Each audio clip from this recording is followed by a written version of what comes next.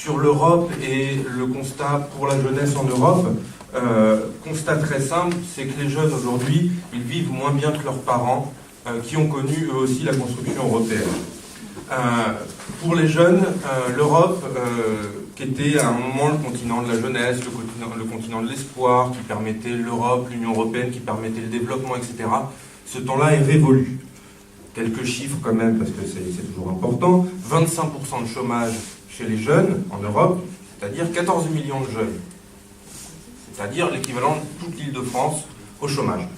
Ce chômage, il atteint plus de 25% dans 11 pays de l'Union européenne, dont la France, et il atteint plus de 50% dans 3 pays, qui sont la Croatie, l'Espagne et la Grèce.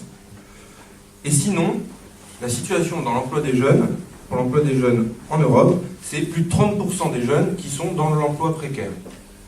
L'emploi précaire, c'est les stages, c'est les CDD, c'est l'intérim, c'est le sous-emploi, etc. Alors, face à ça, l'Union européenne, elle est loin d'être inactive, y compris, on verra, on voit, il y a quelques projets qui sont d'apparence très progressistes, qui vont dans le bon sens, etc. Le premier, c'est la garantie jeune. Alors, c'est un truc qui a un peu moins d'un an, qui est issu d'une rencontre entre 6 chefs de gouvernement à l'initiative de Hollande et de Merkel. Et ils se sont dit, les jeunes ne trouvent pas d'emploi, ils sont en chômage, il faut aider ces 14 millions de jeunes au chômage à trouver un emploi, une formation, à favoriser la mobilité, etc. Alors pour ça, ils ont débloqué une grosse enveloppe, 8 milliards d'euros. C'est-à-dire 0,06% du PIB de l'Union européenne. Bon, pas énorme, hein. Les besoins pour traiter efficacement, et tous les jeunes, tous ces 14 millions de jeunes, mais il y en a d'autres qui arrivent, et on ne va pas forcément réussir, aujourd'hui, vu le climat actuel, vu la politique actuelle, à trouver des solutions à ces 14 millions de jeunes, l'enveloppe, les besoins exigeraient de porter cette enveloppe à au moins 21 milliards d'euros. Donc c'est-à-dire plus du double, quasiment 3 fois l'enveloppe. Sur le problème de l'emploi, l'Union européenne, elle agit, hein, elle casse le droit du travail.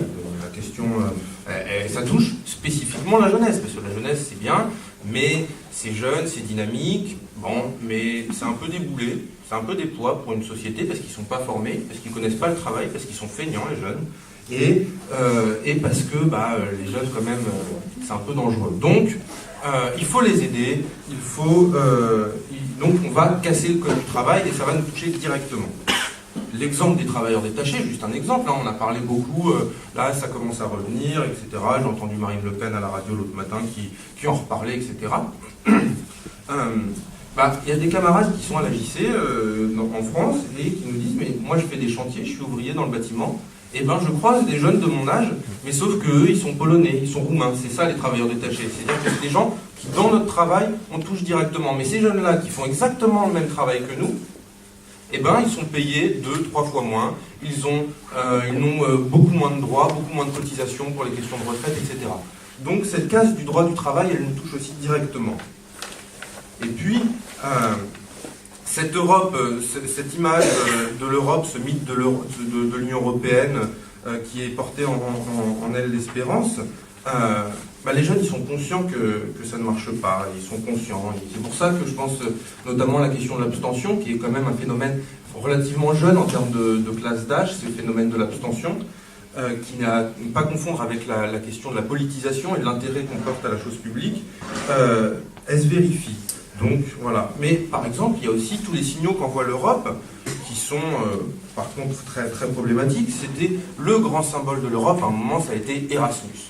Alors on y a fait des films, il y avait l'auberge espagnole qui était très marrant, il y avait tout un tas de films, tout un tas de projets sur Erasmus où les jeunes partaient étudier avec d'autres jeunes partout en Europe, etc. Et aujourd'hui, l'UE veut revenir sur ce principe, sur le principe de bourse, parce que l'Union européenne versait des bourses aux étudiants qui partaient dans ce qu'on appelle la mobilité internationale. Mais aujourd'hui, l'Union européenne elle revient sur ces bourses, mais elle dit non, on ne vous abandonne pas, on s'engage auprès des banques auxquelles vous contractez un prêt pour partir. C'est-à-dire, vous vous endettez, nous on est garant, donc quand même on est à vos côtés, et puis vous continuez à partir. Mais dans le même temps, le profit à qui ça revient aux banques, vu que les jeunes s'endettent, et puis l'Europe, elle a le beau, c'est bon samaritain, mais derrière ça ne sert à rien. Sur Erasmus, ça touchait évidemment beaucoup les étudiants. Donc je vais faire une petite digression sur les questions d'enseignement supérieur à la demande de Jean-Vincent, sur les questions d'enseignement supérieur au niveau européen, parce que c'est évidemment un des éléments aussi, quand on parle de travail, il y a forcément la question de la formation qui intervient à un moment ou à un autre. Il y a 3 textes en Europe fondateurs qui définissent la politique menée sur les questions d'enseignement supérieur. Je vais très vite. Processus de Bologne 99, Stratégie de Lisbonne 2000 et Europe 2020 qui est la suite, qui reprend, qui poursuit ces politiques-là, qui est au début des années 2010. Je me souviens que j'étais... 2010 tout pile, c'est parfait. Et donc ces 3 textes, ils ont une chose en commun, un projet, faire de l'Union européenne l'économie de la connaissance la plus compétitive au monde. C'est très joli, ça sonne très bien. Derrière, ce que ça veut dire, c'est très simple. C'est la marchandisation des savoirs et de la connaissance, la marchandisation des étudiants en tant que main-d'œuvre bien qualifiée, mais peu chère, qui n'a pas de droit, et tout ça au service de la guerre économique. Parce que faut se mettre en guerre, parce que les États-Unis, ils ont marchandisé, ils ont commercialisé leur savoir, ils ont commercialisé leur connaissance. Nous aussi, il faut qu'on y aille, parce que sinon on n'y arrivera pas. Donc cette recherche, je parle de l'enseignement supérieur, mais la recherche aussi est très touchée. Le démantèlement du CNRS, ça participe de ces politiques européennes qui cassent les questions de recherche, qui cassent les financements, etc. Sous couvert d'harmonisation, alors c'est le fameux LMD, licence, master, doctorat, on a fini des DUG, fini des maîtrises, fini des DEA. On fait licence, master, doctorat, 3 5 ans, 3, 5, 8 ans. Derrière, il s'agit d'une dégradation à la fois de la qualité du diplôme qui reste aujourd'hui la meilleure protection contre le mauvais emploi, contre l'inactivité, contre le chômage. C'est aujourd'hui le diplôme qui reste aujourd'hui ça, mais donc pour les capitalistes, pour les grandes entreprises, il y a besoin de casser les protections pour pouvoir employer à moindre coût avec des gens qui ont des qualifications. Donc derrière, cette dégradation des formations, elle a une conséquence très simple. On élève le niveau des connaissances, c'est-à-dire qu'on demande plus de compétences, on veut que la jeunesse soit mieux formée pour répondre aux besoins qui se portent en Europe, pour répondre aux défis du XXIe siècle. Alors sur les questions d'énergie, sur les questions de télécommunications, sur les questions, etc. Aujourd'hui, l'Europe a dit Erasmus, on en a besoin, mais on a besoin, par exemple, de travailleurs. C'est plus des étudiants pour Erasmus, c'est des jeunes travailleurs.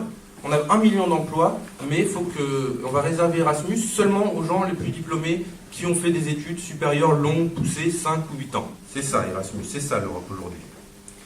Donc, aujourd'hui, on touche à une grande contradiction d'un point de vue de la formation et du travail. D'un côté, ce besoin de main-d'œuvre très formée, ingénieurs, des chercheurs, des techniciens, etc. Et de l'autre, on casse les droits salariaux et les protections sociales. Les diplômes sont propres à chaque université, sont propres à chaque centre de formation, ce qui fait que une formation, ton diplôme, quand tu l'as à l'université de Nanterre, il n'a pas la même valeur que quand tu l'as à l'université de Versailles-Saint-Quentin ou à côté, parce qu'à l'intérieur, il n'y a pas exactement la même chose. Donc l'employeur, il dit, moi, il y a ça qui m'intéresse dans ton CV, dans ta formation, mais pas ça. Mais sauf que celui-là, à côté, il a exactement ce que je veux, parce que l'université a fait ce que je voulais, et en plus, il accepte d'être payé moins. Donc, c'est parfait, je t'embauche pas. Donc voilà. Et puis, le dernier élément des politiques de formation au niveau européen, et puis c'est pas que européen, c'est une copie, on calque ce qui se passe aussi au niveau mondial, et notamment les États-Unis sont un peu précurseurs de ça, c'est les entreprises qui entrent dans les conseils d'université et de formation, c'est des entreprises qui subventionnent allègrement les formations. Donc, c'est aux entreprises de dire, et qui dictent aux universités, leurs besoins. Moi, j'ai besoin de ça. J'ai besoin que mes futurs travailleurs soient formés à ça. Pas à ça. Non, ça, je m'en fous. Donc, le latin, les sciences sociales, non, on arrête.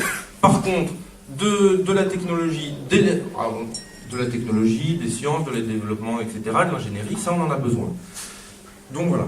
Et puis, ce qui est inquiétant quand même quand on voit ces politiques-là, c'est que quand on met les entreprises à la tête des universités, mais quand on voit comment elles gèrent elle-même l'économie mondiale, on a quand même quelques soucis. Le mirage de l'Europe qui permettait à chaque jeune de se développer, aujourd'hui il n'est plus là. Et les jeunes le perçoivent de manière très forte. C'est-à-dire qu'aujourd'hui, on ne compte absolument pas sur le Front européen de la jeunesse commence à essayer de prendre un peu forme et des premières réussites, alors qu'il en reste pour l'instant seulement au stade de déclaration, mais de discussion et de bataille qu'on commence à vouloir mener en commun. Je cite juste les 3 déclarations qu'on a signées dernièrement là, à Madrid. Il me semble qu'elles révèlent elles sont à l'image du débat qu'on a eu ce soir. La première sur le chômage et le travail des jeunes, la deuxième sur l'intervention de l'Union européenne en Centrafrique, et la troisième sur le droit des femmes bafouées en Europe. Il me semble que c'est à peu près clair. Les 2 dernières, effectivement, sont sur la Centrafrique spécifiquement, vu que c'était le début de la guerre là-bas, de l'intervention, etc. Et puis on n'a pas parlé évidemment de la question de la Palestine, avec laquelle évidemment on travaille. Bon, c'était pas le sujet aujourd'hui. Juste voilà, il me semble que sur cette question-là de... Ah oui. On continue à travailler. Non, mais que le combat européen, il se mène aussi avec nos partenaires, et que la nécessité d'élargir, elle se fait sans cesse plus ressentir, et que, comme on le disait, on a un moment un peu crucial, quoi. J'ai un peu l'impression qu'on dit ça à chaque fois qu'il y a une élection, un moment crucial, mais j'en suis à chaque fois convaincu.